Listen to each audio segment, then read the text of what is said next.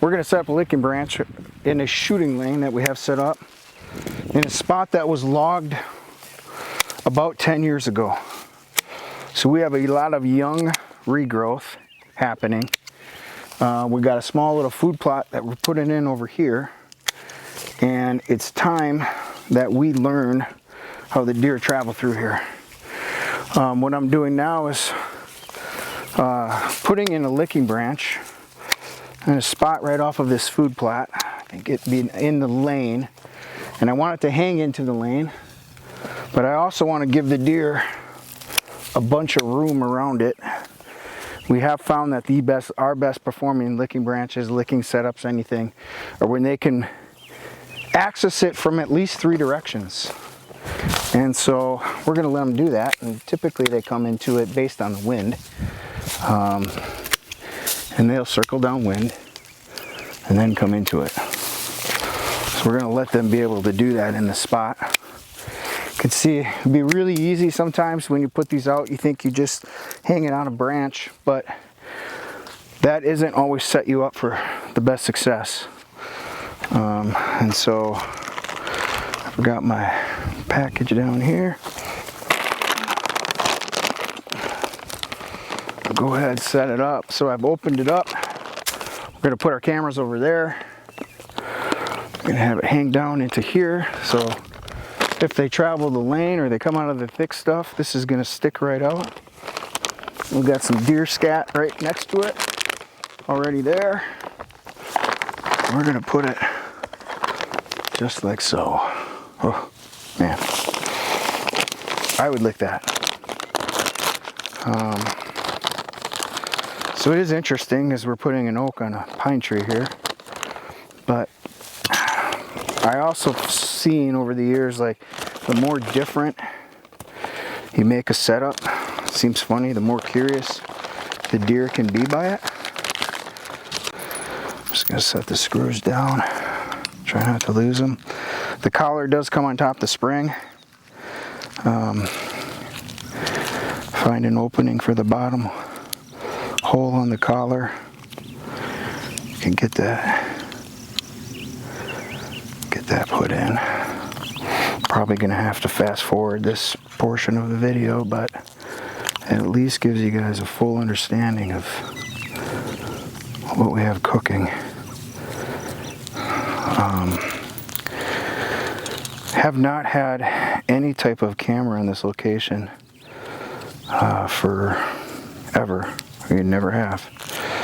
So as it regrows, this new growth is most of the properties in marsh, and so I do think as this area grows, it's all high ground. I think it's going to become premium bedding until we get some bigger trees. We're probably going to be hunting out of a blind on the ground, which I haven't done a lot of either, so it gives me another opportunity to try something that I haven't historically. But it won't be long, because these trees are starting to get big. We're going to be able to set tree stands up for various winds. But I think the uniqueness of this spot is that we got a shooting house. That's a pretty good shot from here, but if I were golfing, it's 200 yards, maybe a little more. So it's, for me, that's be my 5 iron. We're going to twist the spring on there so it's good and ready. I've got the spring set, so I twisted it so that once I have it on the tree, it's not going to swing around. That's nice and set up. And you got 3 holes on the bottom, 2 holes on top. Really, we do that because some trees are twisted and it works. You don't have to put one on each one. We usually just do 2 on top and 1 on the bottom. So you see our plate flexes, so even on a tree this size, if that was metal, there's no chance I would be able to hang it in this spot. But I do think it gives us a good opportunity to put a licking branch in a spot, like I said, that typically won't be there, but also allow us to be on the edge of this hidden food plot and set up with a blind.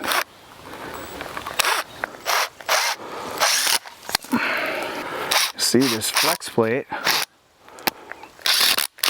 will bend around the tree. We get a lot of comments, you know, you guys know this is, oh my God, you guys have this cheap plastic plate. What on earth? Well, actually gives us the ability to do that. And if it were too rigid, you wouldn't be able to do it. So, actually before I screw that one in, I'm going to put this in and see what it looks like. I think I put it all the way down. Now what I'm going to do is trim it up just a hair and see how much it comes up. So the bigger challenge with the whole setup is making sure that you get it at a height that the deer will walk into, right? So they want them to walk into it. And right now the leaves are green and heavy. So I have done this enough to know that when it dries up, it will raise. So I know that once these leaves are off, it's going to come up. Now, someone would say, why is that? Well, if you see how we get the spring action, we're going to B-roll some footage of it, but you'll see how the deer actually like to play with the branch as they're working the scrape, and this allows you, the spring allows it to almost act natural, but I also think it's a little bit different. One of the reasons I think the deer like it, they like to mess around with it, and I like these pieces coming down because we've also found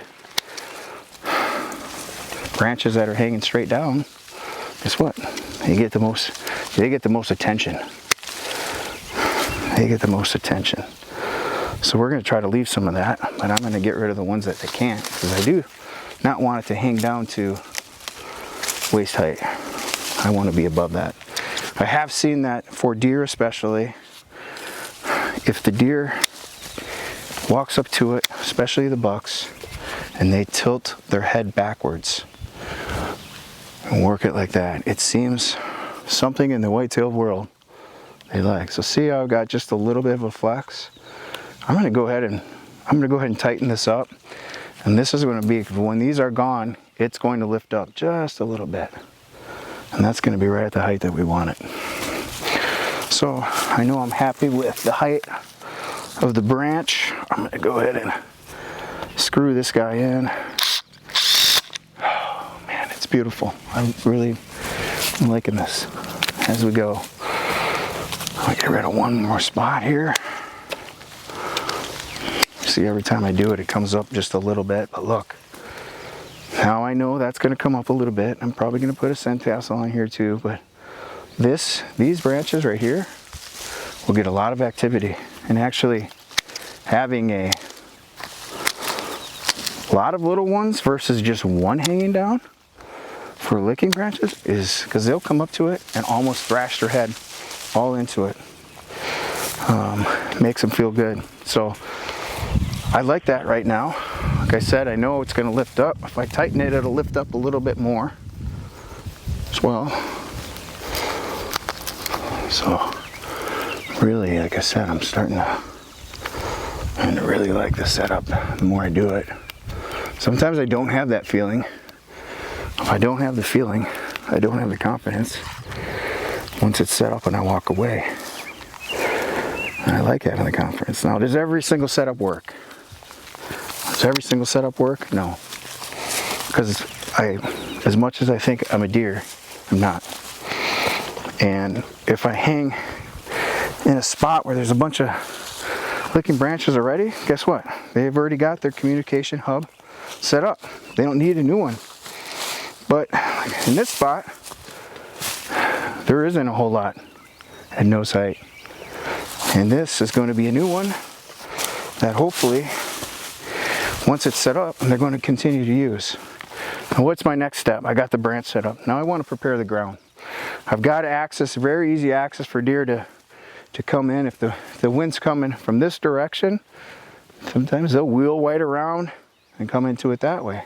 Same thing over here. Well, if this were all blocked off and the only thing that was left out here, they aren't as comfortable coming in. If one deer is not comfortable coming in, most of them, all of them aren't. So that's why we prep it a little bit. I got something down here. I'll try to weed eat that, but that's pretty thick. I also want to make sure on the ground they got good access. I've got some wood chips here from left over from when this was mulched. This shooting lane was cut. We're going to clear that so they got good clear ground. So my next step now will be branches set up, prepared the directional coming into it. Now I'm going to prepare the ground a little bit.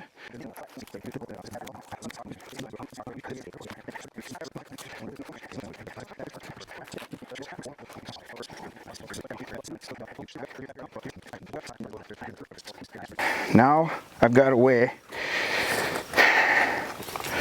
to monitor the deer throughout the year. However, even that being said, oh my God, if I put this licking branch here, are the deer going to come to it and use it? Well, guess what?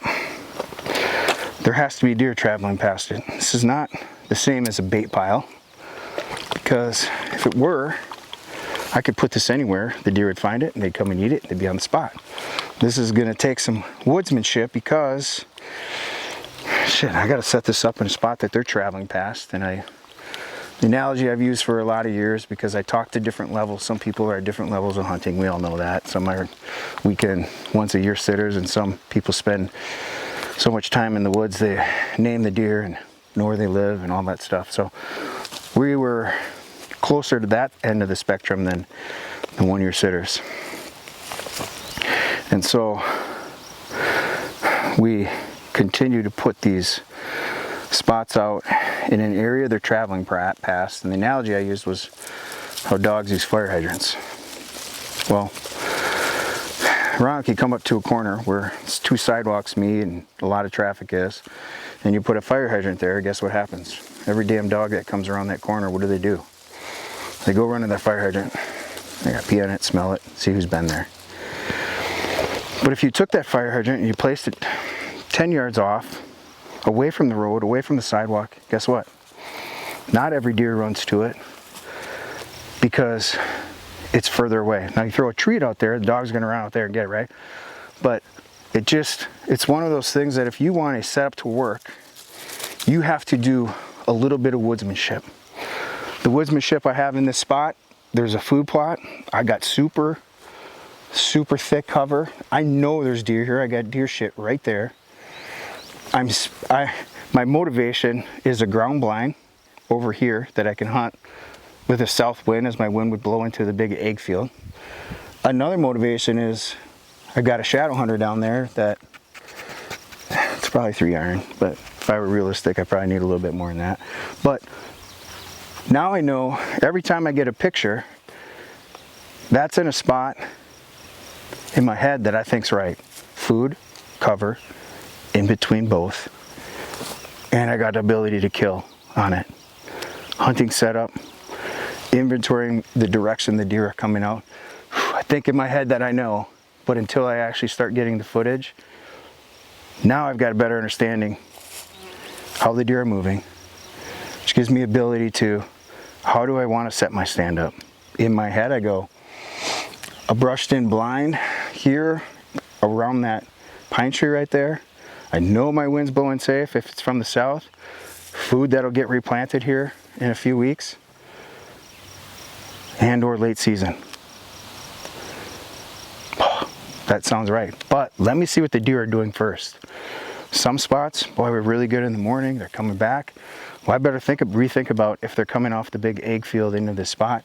I better not put it in my blind in between that and the egg unless I can find a way to protect my downwind. Now the good part is I'm manipulating this spot to my benefit. Old days, I would have gone and walked through the woods and tried to find a natural scrape, and I would have said to myself, I know the deer are coming here. I don't know if it's daytime or nighttime. Most of them are nighttime in the open, but I would come here and I would try to set up on that. At no point could I say, what's my access to get there? At no point could I say, let me put this in a spot that I think is better for a shot based on a tree that I think is a killing tree. That really is the foundation of doing this. And so there are a bunch of people out there that say, oh my God, you don't use glandular scent. You don't use my special unique toy. We didn't have this because we thought it was the special silver bullet that if you put it anywhere, the deer will come to. What we have is a tool. If you use a little bit of woodsmanship, it'll make you a better hunter and a better killer. At the end of the day, that's what we want. But it's not a bucket of corn. It's not glandular scent. And the reason that it's not glandular scent, in my head, common sense in the last few years, I don't know, I feel like it's gone. But